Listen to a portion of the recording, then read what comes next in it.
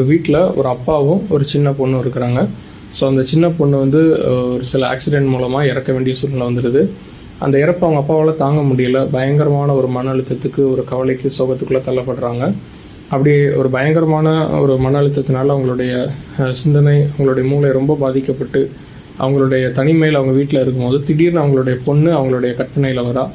அப்படி வந்து அவங்க பொண்ணு அவங்க அப்பாவுக்கு நிறைய ஆறுதலான விஷயங்களை சொல்கிறா. சரி, ஓகே, நான் இறந்தது கூட நீங்கள் ஒரு தெய்வ திட்டமாக எடுத்துக்கோங்க, இதை நினச்சி நீங்கள் ஃபீல் பண்ண வேண்டாம் அப்படின்னு சொல்கிறா. உடனே அவங்க அப்பாவுக்கு ரொம்ப கோவம் வந்து, என்ன நீ இறந்தது என்ன தெய்வ திட்டமா, உனக்குலாம் எந்த திட்டமே கிடையாதா அப்படின்னு கேட்குறாரு. உடனே அவங்க பொண்ணு இருந்துட்டு, இல்லை எனக்கும் ஒரு திட்டம் இருந்தது, எனக்கு டாக்டர் ஆகணும்னு சொல்லி ஆசை இருந்தது, வெட்டினரி டாக்டரா அப்படின்னா. உடனே அவங்க அப்பா இருந்துக்கிட்டு, இப்போ உன்னுடைய திட்டம் இம்பார்ட்டன் தானே, என்ன கடவுளுடைய திட்டம் மட்டும்தான் இம்பார்ட்டன் தான். உடனே அவங்க பொண்ணு இருந்துக்கிட்டு, இல்லை என்னுடைய திட்டமும் இம்பார்ட்டன்ட் தான், ஆனால் கடவுளுடைய திட்டம் அதை விட ரொம்ப இம்பார்ட்டன்ட். ஏன் அப்படின்னா நமக்கு